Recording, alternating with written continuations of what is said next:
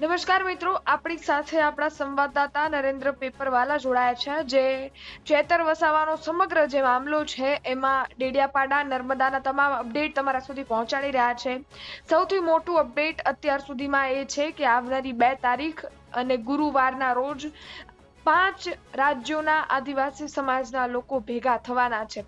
ત્યાંનો શું માહોલ છે, નર્મદા કઈ રીતના હવે ગુંજશે, એની વાત આપણે આપણા સંવાદદાતા સાથે કરવાની છે. નરેન્દ્રભાઈ, આપનું ગુજરાત તકમાં સ્વાગત છે. ધન્યવાદ. સૌપ્રથમ નરેન્દ્રભાઈ, જે રીતની આજે જાહેરાત કરવામાં આવી છે, જે રીતની વાત આપણે સાંભળી છે કે આવનારી 2 તારીખના ગુરુવારના રોજ આદિવાસીઓ 5 રાજ્યના આદિવાસીઓ ભેગા થવાના છે.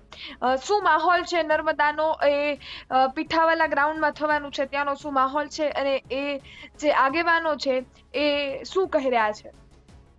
જે ડેડિયાપાડાનું પીઠા ગ્રાઉન્ડ જે છે એ પીઠા ગ્રાઉન્ડ એવું કહી શકાય કે ડેડિયાપાડામાં કોઈ પણ મોટી સભા હોય તો ત્યાં થતી હોય છે.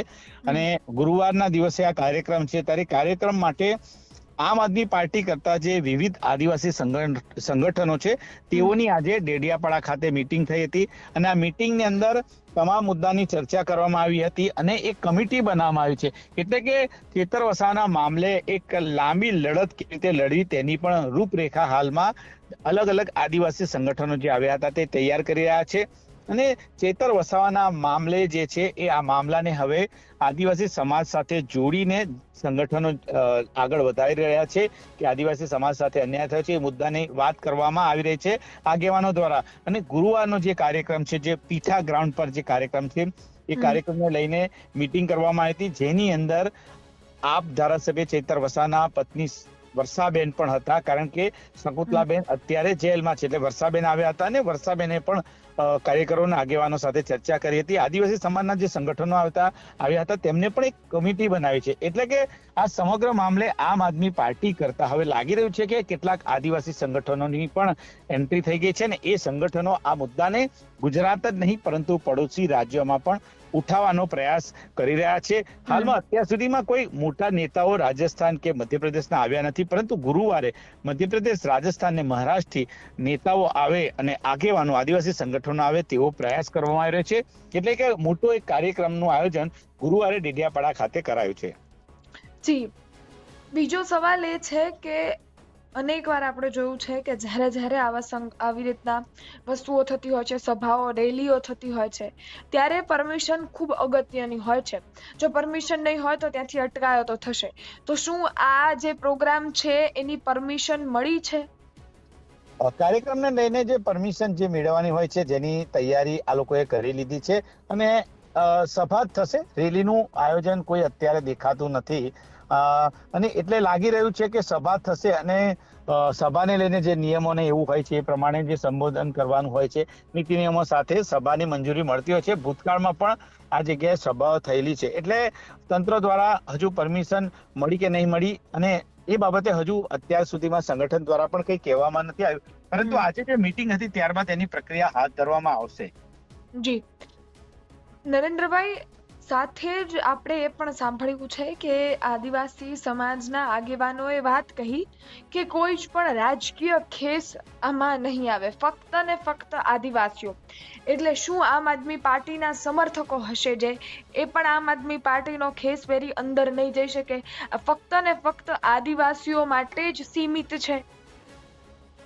હા, એ ચોક્કસ આ નેતાઓ જે છે તેમનું કહેવું છે કે આમ આદમી પાર્ટીના કાર્યકરોને પણ તે લોકોએ કીધું છે કે તમે આ જ્યારે આવો ત્યારે ખેસ પહેરીને ના આવતા અને સામાન્ય જે આપણે જે રૂટીન કપડા પહેરતા હોય એ પ્રમાણે આવજો. એટલે કે ખેસ કોઈ પહેરીને નથી આવવાનું એવું તેઓને કહેવામાં આવ્યું છે. એટલે કે આ કાર્યક્રમને એક આદિવાસી સંગઠનનો કાર્યક્રમ બનાવવાની વાત થઈ રહી છે.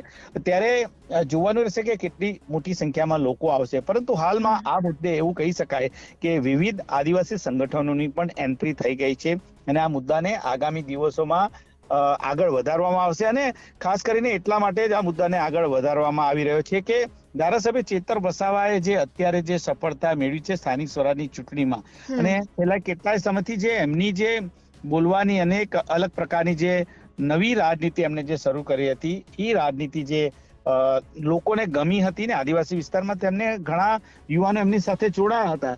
ત્યારે આમ આદમી પાર્ટી કરતા અત્યારે આદિવાસી સંગઠનો કેટલાક જે છે તે આ કાર્યક્રમને સફળ બનાવવા માટેનો પ્રયાસમાં લાગી રહ્યા છે. ત્યારે જોવાનું રહેશે કે 2 તારીખે એ કાર્યક્રમ કઈ રીતનો રહેશે, કારણ કે ગુરુવારનો જે કાર્યક્રમ છે એ કાર્યક્રમમાં આગેવાનોએ નિવેદનો આપ્યા છે કે ખૂબ જ મોટો કાર્યક્રમ રહેશે, હજારોની સંખ્યામાં લોકો અહીંયા આવશે અને સંબોધનો પણ થશે, એટલે કે મોટી સંખ્યામાં ચેતર વસાવાના સમર્થનમાં લોકો આવશે તેવું કહેવામાં આવી રહ્યું છે.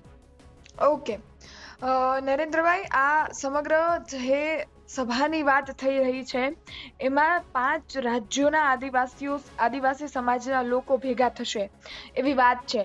તો શું કોઈ એવા આદિવાસી નેતાઓ જે ગુજરાતના આજુબાજુના પાડોશી રાજ્યો છે એમાં ખૂબ મોટું વર્ચસ્વ ધરાવતા હોય, પદ ધરાવતા હોય, શું એ લોકો પણ હાજરી આપશે એવી કોઈ વાત જોવા મળી રહી છે, એવી વાત સંગઠન દ્વારા કરવામાં આવી રહી છે? આપને જણાવી દઉં કે જે કેટલાક રાજસ્થાનના ધારાસભ્યોના જે વિડીયો સોશિયલ મીડિયામાં આવ્યા હતા કે તેઓ આવશે એવી વાત છે. અને બીજી વાત કરીએ તો જે રાજસ્થાનની બાપ પાર્ટી છે એ પણ ગુજરાતમાં એન્ટ્રી કરવાની રાહ જોઈ રહી છે, કારણ કે બાપ પાર્ટી પણ ગુજરાતમાં ધીરે ધીરે પોતાનું એક નાનું એવું સંગઠન ગુજરાતમાં ઊભું કરી રહી છે. પરંતુ જે બાપ પાર્ટીના સાંસદ છે રાજકુમાર રોત, એ આવે એવી શક્યતા છે, પરંતુ એ ગુરુવારે આવશે કે ક્યારે આવશે તે હજુ પણ વાત નથી, પણ એ પણ કદાચ આવે એવી શક્યતા દેખાઈ રહી છે. પરંતુ ખાસ કરીને વાત કરીએ તો આ મુદ્દાને અત્યારે આદિવાસી સમાજ સાથે જોડીને ઉઠાવવામાં આવી રહ્યો છે. અને જે ધારાસભ્ય ચેતર વસાવા, તેમની પત્ની સહિત અન્ય જે લોકો છે એ જે અત્યારે જે જેલમાં છે, સેન્ટ્રલ જેલમાં છે, એની જે વાત કરીએ તો એની પણ આપને વાત જણાવી દઉં કે એ બાબતે અત્યારે જે હાઈકોર્ટમાં જે આ કેસને લઈ જવાની પ્રક્રિયા ચાલુ કરી દીધી છે, પરંતુ હજુ હાઈકોર્ટમાં કેસ દાખલ કરવાનું પ્રોસિજર ચાલુ છે. એટલે કે એ આ કાયદાકીય વાત છે, એ માટે પણ આમ આદમી પાર્ટી અને અન્ય જે આગેવાનો છે તે કામ કરી રહ્યા છે. પરંતુ બીજી તરફ આ મુદ્દો એક આદિવાસી સમાજ સાથે જોડીને આમ આદમી પાર્ટી પણ ઉઠાવી રહી છે અને અન્ય આદિવાસી સંગઠનો પણ આ મુદ્દાને ઉઠાવી રહ્યા છે. જી નરેન્દ્રભાઈ, જોવું રહ્યું કે આવનારા 2 તારીખના રોજ કેટલું પબ્લિક ભેગું થાય છે, કેટલા આદિવાસીઓ ચેતર વસાવાના સમર્થનમાં આવે છે. તમામ અપડેટ અમારા દર્શકો સુધી પહોંચાડતા રહેજો. આ તમામ અપડેટ પહોંચાડ્યા તે બદલ પણ આપનો ખૂબ ખૂબ આભાર ભાઈ. આભાર.